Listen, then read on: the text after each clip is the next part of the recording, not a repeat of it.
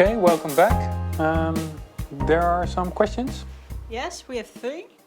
The first one, people want the best for the other, but it is still difficult to see the coherence of situations or to know the cause of the situation. So how can we know what is best for someone? How can we really help them? Yeah. Well, that's actually the main topic of the third part. But not to give away already everything. Some thoughts. If you take the starting points that I have presented as a starting point, it means that we really help people if we focus on their reincarnating ego. So that means that we have to inspire them to use their own higher thinking aspects in overcoming a certain disease or mental illness or whatever kind of disharmony is taking place. So that is in short an answer. And well, again, my third part is really focused on that question. So if it's not completely clear, then ask your question again. We also received another question about harmony. Yep. Is it always possible in every situation to restore harmony? Well, if you reason from karma, I think it is, but of course not. How do you say? If you work from this idea of the whole, being part of the whole, you can actually work with nature, so to say. So then you will prevent disharmony from going on. But of course that depends on the degree of understanding of what this whole is. So you can build an image of a good cooperation between colleagues, for instance, and be focused on that. But of course, still disharmony can take place. Now,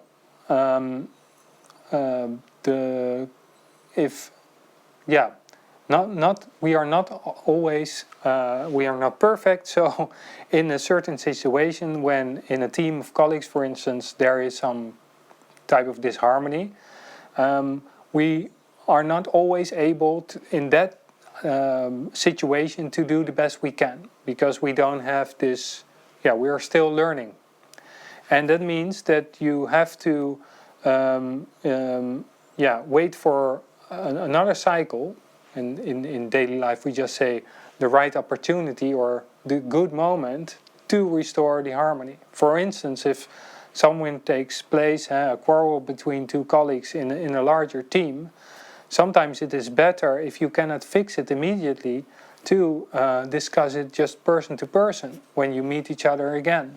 And so that means that we sometimes have to see for ourselves what is the good the right moment, the good moment to address a certain issue and restore harmony. We also have a question about caregivers. Yeah. But maybe I was just thinking your third part is about helping others. Yes. Is it better to postpone it? Well, maybe Okay. Ask the question first and then. Okay. Because caregivers themselves can be in disharmony. Mm-hmm. It is probably very important that they are in harmony when they help others. Yeah, I think that's perfectly right. However, I think you can be. I mean, we are also we all are learning people and imperfect in a certain sense. So you can be. It depends what you mean with disharmony and harmony, because you can be harmonious maybe on one level, but still very harmonious on another level. For instance, let us say that someone can be have a difficult relationship with a partner, but still be a good parent, for instance. And there's more to say about that indeed in the third part. And then I will also explain some of the characteristics that can also help caregivers to be a good caregiver. That was it. Okay, thanks. Okay, then we continue with our next question. What is disease and what is mental immunity and how does it work? Of course, also taking with us the perspectives of reincarnation and karma that we discussed in the first part. Now to start with mental immunity. Now mental simply means in the area of thinking, on the level of thinking. And the word mental has the same root as the word man, coming from this Sanskrit word manas, meaning thinking. And it means immunity means not being susceptible to, or something doesn't get a hold of you, for instance, and not in the sense of being insensitive or indifferent. You are still in contact with everything, but not everything has a hold on you. For example, we have become immune to the things of our childhood. And you could say that as adults we're not tempted anymore by toys or candy or a playground. At least most of us are not. And of course Lego is a big exception here, but I'm just kidding.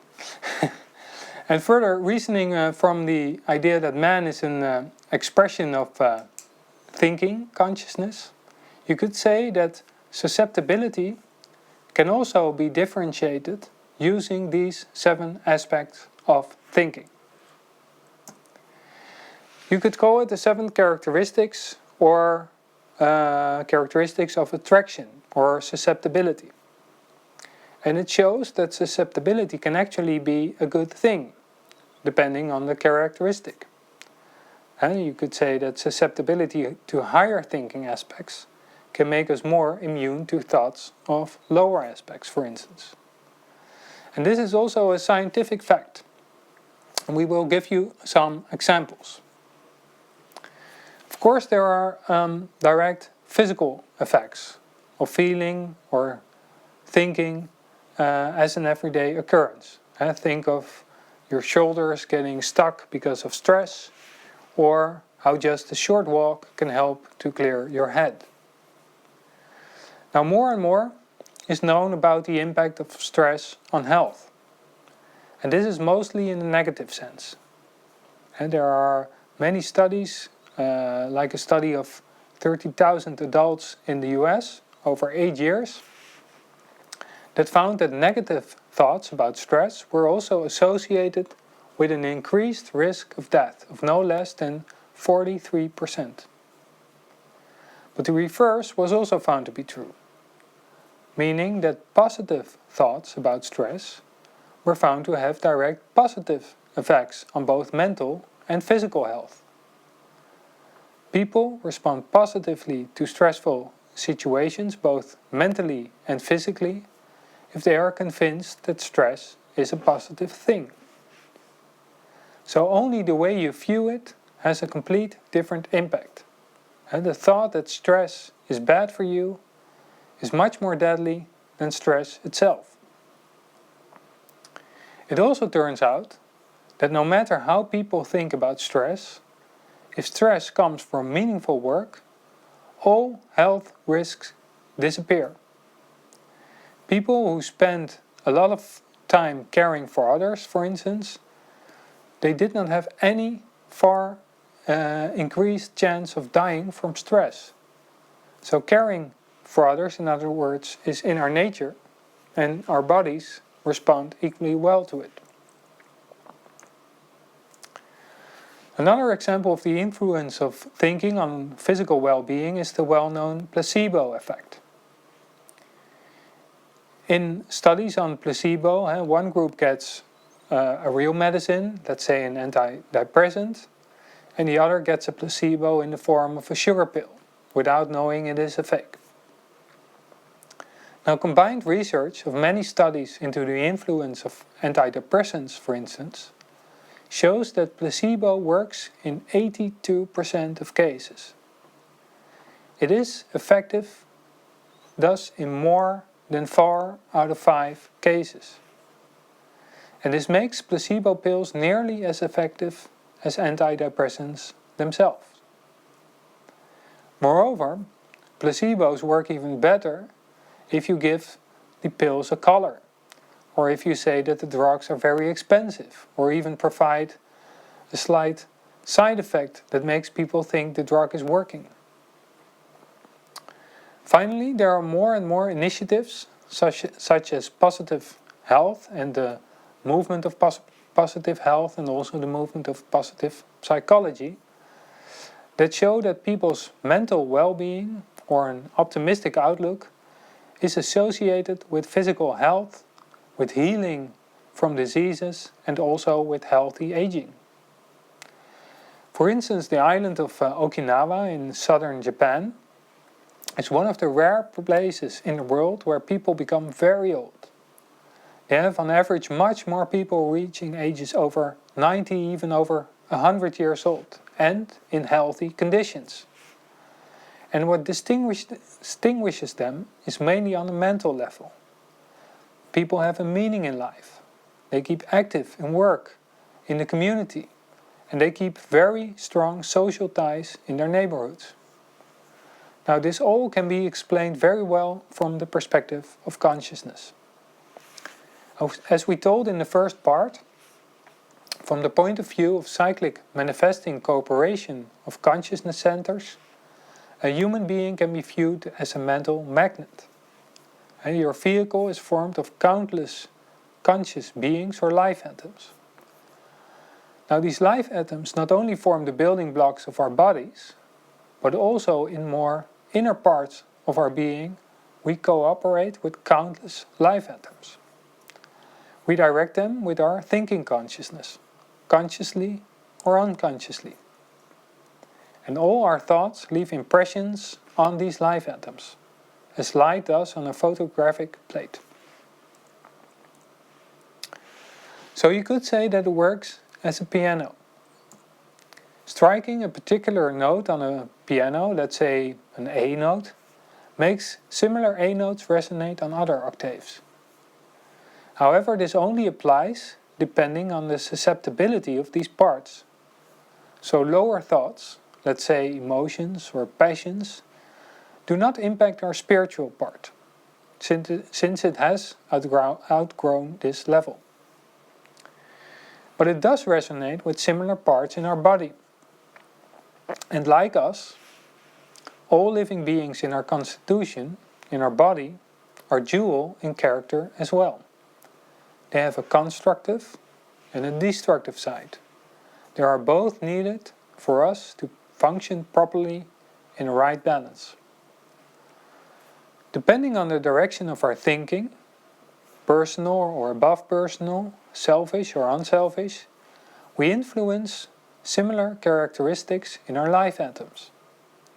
It depends on us to prevent ourselves going their own way, for example, or to keep them subservient to the whole. Now, this whole idea of resonance is also the reason why medicines can have effect on a psychical or mental level. And you can take a pill of a certain material substance that can either block or take away certain blockages on the level of the soul. However, as these substances, these life atoms, are not attracted from inside out, but come to us as supplements in an artificial way, their healing effects are only temporary. Now, if we focus more on the mentality, the mental level, the thinking characteristics of the reincarnating ego, by directing our thinking towards thoughts of higher aspects, we are also resonating with higher parts in ourselves, resulting in a harmonizing flow of thought from the spiritual to the material level. Especially intuitions, insights, ideals and understanding come from higher parts of ourselves. These flashes of insight stay with us during our whole lives, and they have long-term healing and also protective effects if we cherish them in our hearts. Now, the inspiration of your spiritual part is always there, but it is up to us to consciously tune our thinking in that direction. Now, what is disease if we reason from these ideas? You could say diseases are effects of this harmonious thinking and acting in this or in a past life. And mostly, you see that we are ignorant of our thinking habits. And if they tend towards selfishness, and especially towards uncontrolled passions, such as hate or anger or lust, they will sooner or later have negative impact on our physical health. And disease is then the result. But in essence, these diseases are purification processes. Processes to restore harmony. Harmony that, well, actually, if you see a disease, it's a disharmony manifesting and working out. It is expressing on a lower area. For instance, if we have a fever, it is a sign that our immune system is working. In this case, increasing our body temperature to expel the germs. Now, without diseases, we could be weakened and killed instantly as a result of our intemperance. So, diseases are warnings that our thinking is not in harmony. They are lessons. They cure us of our selfishness. They teach us patience and provide us with the opportunity to reflect on the beauty of a good life. They make us kind, they make us compassionate. So the orientation of our thinking has a direct impact on all beings in our constitution. But our thoughts do not only impact our own physical health. Starting from the perspective of consciousness, everything is essentially conscious. Everything is alive. So even in the realm of thought, there is a continuous exchange of conscious lives, conscious beings. Thoughts, after all, are equally living entities. Thoughts are alive. We can now perceive them as energies in the brain, but that is only the outer phenomenon of an inner process. Our brain really is nothing more but an interface with the mental sphere in which our thoughts reside. And you can take a sober look at this seemingly strange thought by applying properties of living beings to thoughts. Just think. Thoughts are born. Thoughts die if you forget them. You can nurture or feed your thoughts, making them grow. They then return to you cyclically, sometimes daily. Think of thoughts like getting up, brushing teeth, cooking food, etc. And sometimes a longer cycle, annual thoughts. Think of Christmas or New Year's Eve. Now you could say worries are repeating thoughts of something that you wish not to happen. And on the other side, ideals are repeating thoughts of something that you wish to happen. So you also see that thoughts have a character of their own, and that they can multiply if you share them. It actually works exactly like spreading viruses. Now in his book, The Rules of Contagion, Professor of Epidemiology, I hope this is said well, this Professor Adam Kucharski explains the formula that is behind the reproduction number R. You will probably have heard of this R number that indicates the average number of new infections during a certain period. If the R is lower than 1, for instance 0.9, then it means that 100 people infect 90 others, and that the spread of an infection is decreasing. If it is higher than 1.2, then 100 people infect 120 other people. Now this R number can be measured by 4 components, the dots for short. Therein the D stands for duration. How long are you in contact with others? The O stands for opportunity. How often do you encounter others? By, for instance, going into quarantine, you reduce both duration and the opportunity for contact. T stands for the transmission probability. This is where, for example, mouth masks and keeping distance help to prevent infection. And S stands for susceptibility, which differs for each individual. Now this formula applies equally well on the mental level. The duration during which you are surrounded with certain thoughts and an increased opportunity to meet a certain type of thoughts increase, of course, the likelihood of a certain mental contamination, you could say. For example, think about a certain culture you grew up in, at work, or in a certain country. You really have to be an independent thinker if you don't want to be infected by this.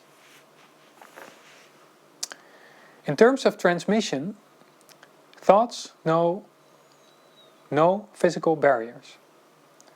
There are studies of thought transmission over very long distances, and sometimes you can already sense an atmosphere of tension without a word being exchanged.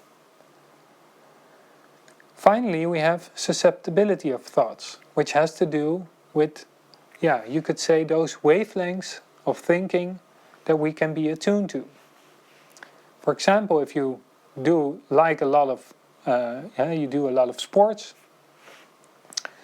you are more susceptible to physical thoughts. Or if you're caring for another person, then you are more receptive to what that person needs. Now, susceptibility can also be very high when you think unconsciously, or when you have little knowledge about something. And if your engine fails, and your car is on the side of the road, and you have no knowledge anyhow of engines, for example, then you are likely to accept what the mechanic will tell you. And the same applies, of course, to health and disease. And this doesn't mean that it is not good to trust professionals, but every person thinks a certain way, and that has, of course, also has its limitations. So through our thinking, we are also in continuous exchange with one another. We are both sender and receiver of thoughts at the same time. And depending on the wavelength we tune into, we are more receptive to a certain type of thought and less susceptible to others. And we can, of course, influence this. This shows, you could say, the responsibility we have over our thoughts. Not only for our own physical and mental health, but equally as well for the well-being of others. Now, if you hear this for the first time, this might be a bit of a shock to you. But don't feel bad, because it is an important first step. It is a sign that you are starting to think consciously and independently. Now, how can you deal with this? It shows that we also have to take care of our thoughts. And how can we do this? Now, using your imagination is very important here. We can also direct our thought to think positive ideals and form pictures of an ideal society or an ideal man. And we shouldn't waste our energy too much to negative thoughts. We also then feed them, but instead think of positive thought images. And we can feed those thought images and really make them a reality. And we think big and we start small. And small actions of a different character become habits, which slowly will be integrated in your character. And just by simply doing something useful in your spare time, helping or caring for others, learning new things, etc. At the same time, we might become more aware of thoughts that are not consistent with these ideals that we have formed. Now, how should we cope with them? You could say we can do that by mental homeopathy, you might say. And as you know, the principle of homeopathy is treating the like with the like. We can do the same with thoughts. By diluting a poison, for instance, it can work as a medicine that helps to work out the disease in homeopathy. Now, we can also dilute negative thoughts. For instance, by exaggerating them. For example, that exaggerate them so much that they become absurd, and you see, more or less the humor in them. And do you really want to start crying like a baby, for instance, when there is a scratch on your new car? How bad is it really? And if you exaggerate this idea, then you also see the relativity of such a thought. And you see through the illusion of happiness resulting from material possessions. Fighting your thoughts is also not a good idea. It's actually feeding them and making them bigger. So instead you have to ennoble your thoughts. And you can also distill an above personal thought of a related characteristic. For instance, if you take a look which value is lying behind a certain emotion that you are experiencing.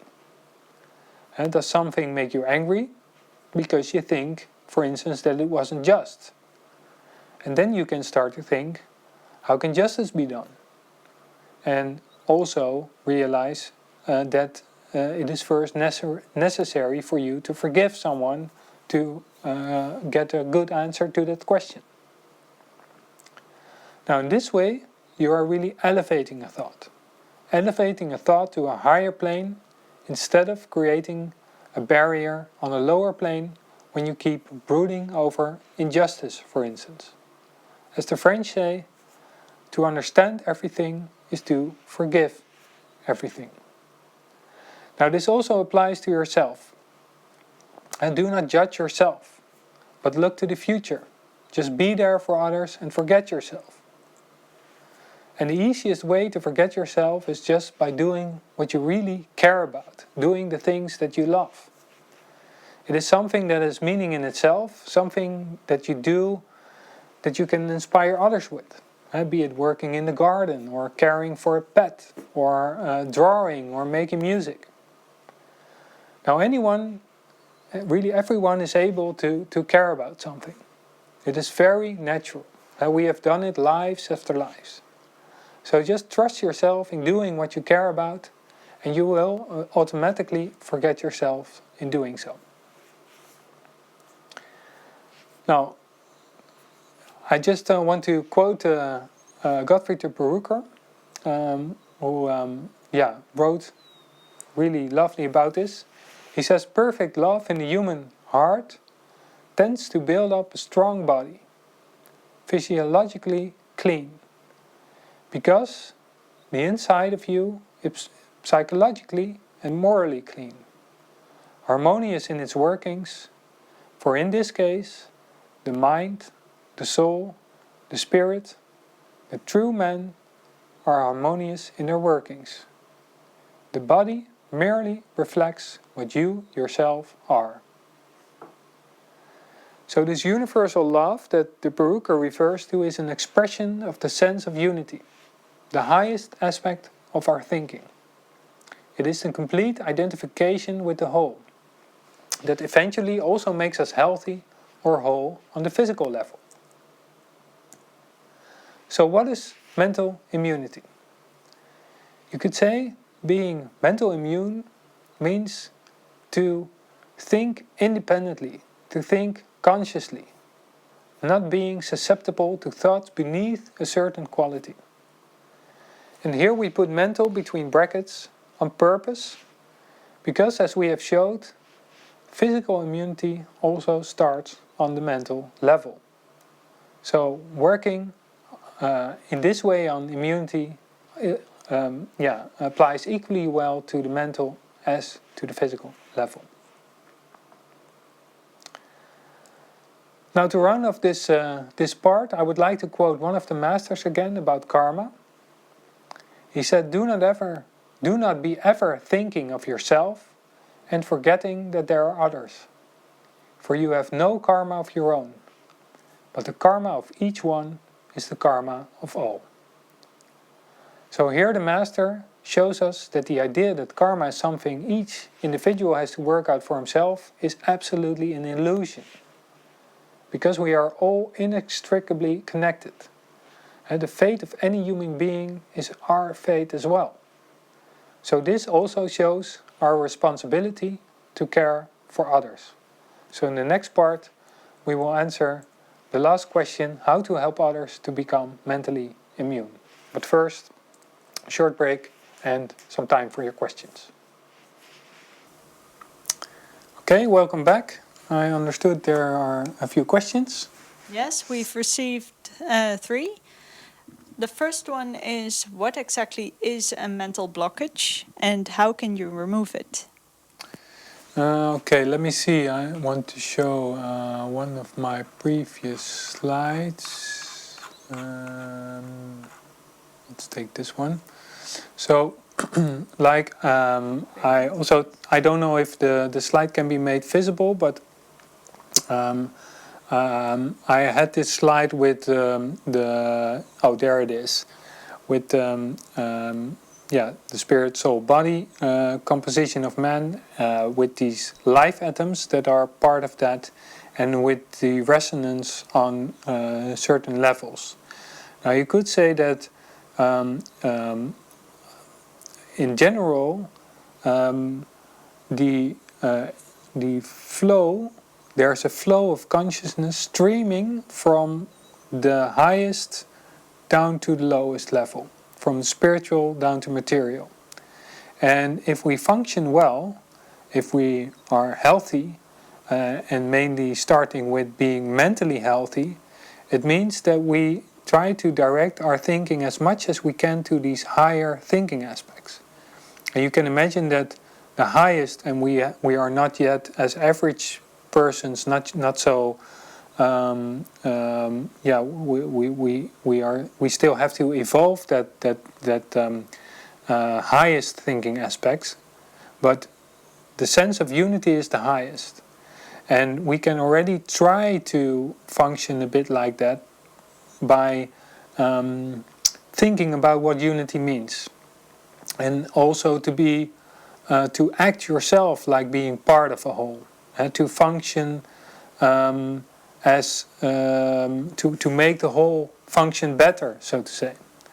And if we do that, then harmony will be the result. Harmony on a mental level, also harmony on a physical level.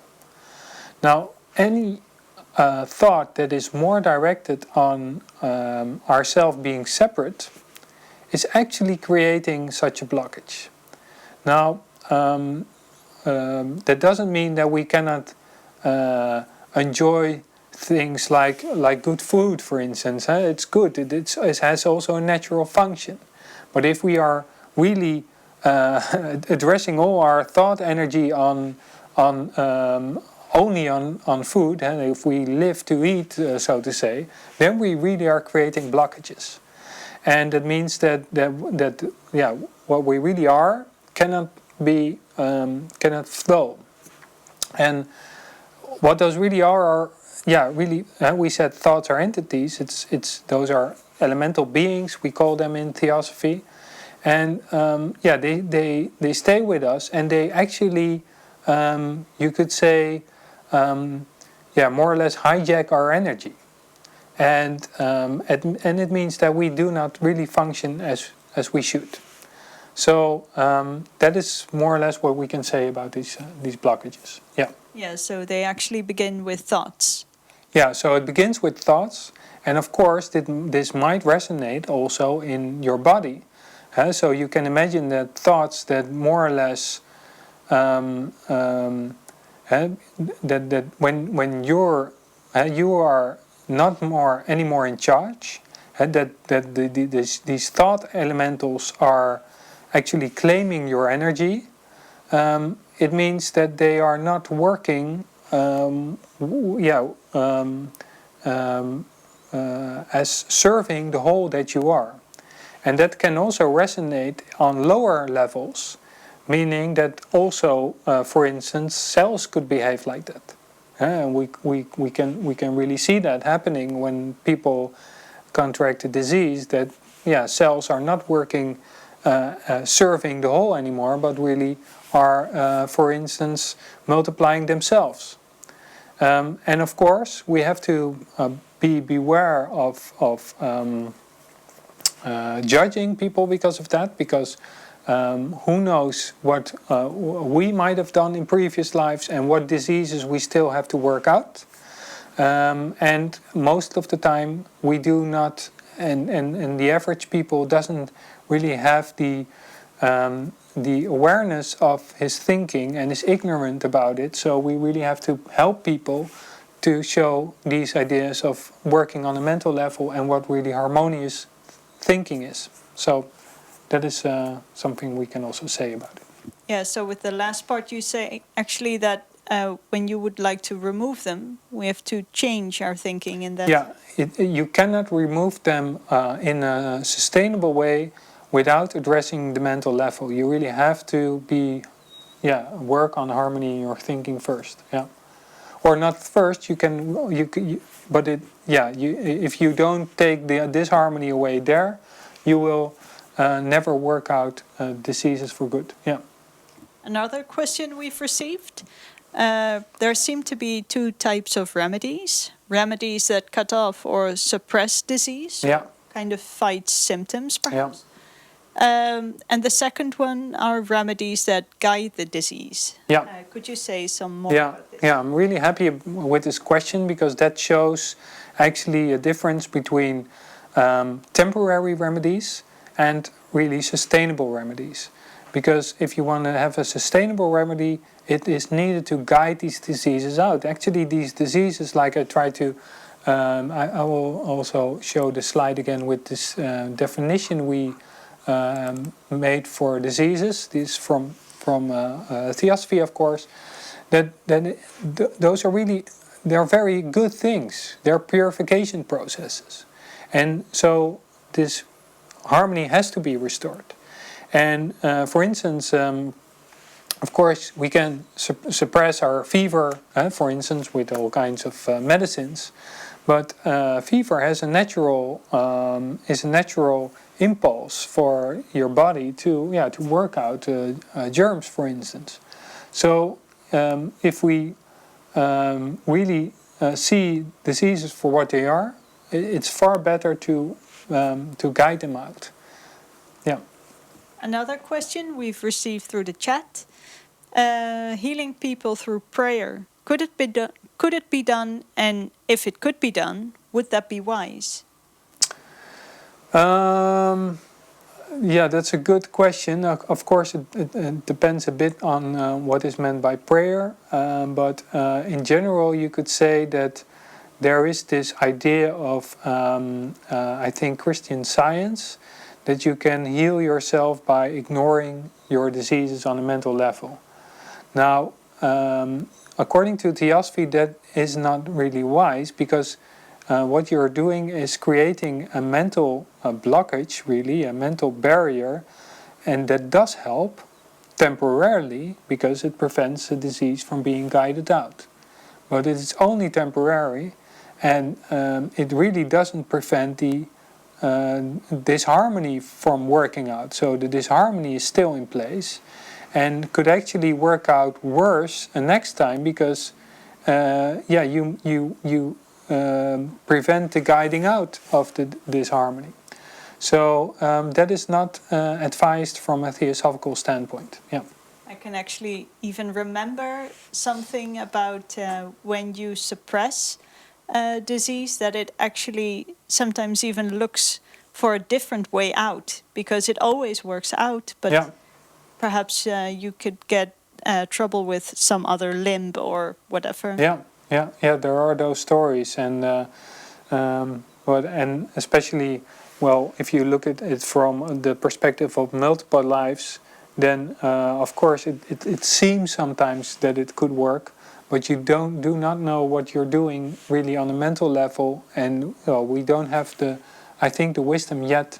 Of course, there might be people with the best motives to do it, but if they would have more knowledge, I think they would act otherwise. Yeah. And I was also thinking about the prayer. People are sending their thoughts towards others. Yeah. But it could be that that's not what they need. Yeah, that's another angle to the. That's why we also said that care really needs to be directed at the reincarnating ego of the person himself. So you help people much more by making them able to help themselves, by activating their higher thinking aspects, their conscience, because sometimes they might even not be conscious even of it, but there is an inner process going on, I also gave in one of the 4 lectures unfortunately I only have one evening to talk about the subject, but I had 4 in the Netherlands. But then I could give in Dutch. I gave an example of using dream incubation as a type of healing, which was also done in ancient Greece. And there people learned also to address their higher aspects which are closer to us in sleep. And if we are open to it, and we can also train ourselves to be open to it, we can get answers that we are not conscious of when we are awake, but we get answers when we wake up from the contact we had with our higher parts in our sleep. So that's really interesting to find out more about that.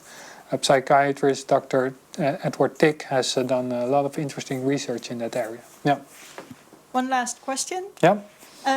When people as a group meditate with each other on peace, do the thoughts become more powerful, or do they have a greater reach?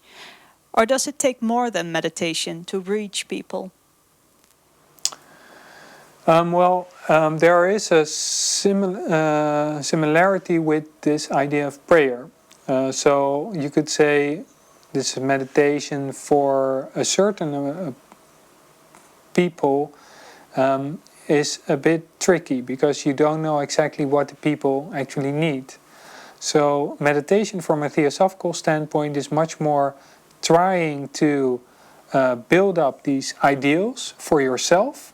So ideals of ideal society, of an ideal man, and try to act accordingly.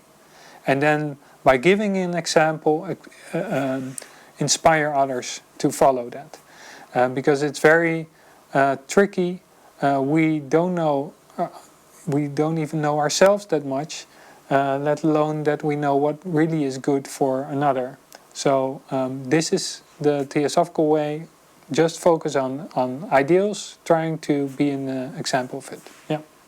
That was it, and probably a good end for the third part. Yeah, definitely. Okay, let's go back to where we were.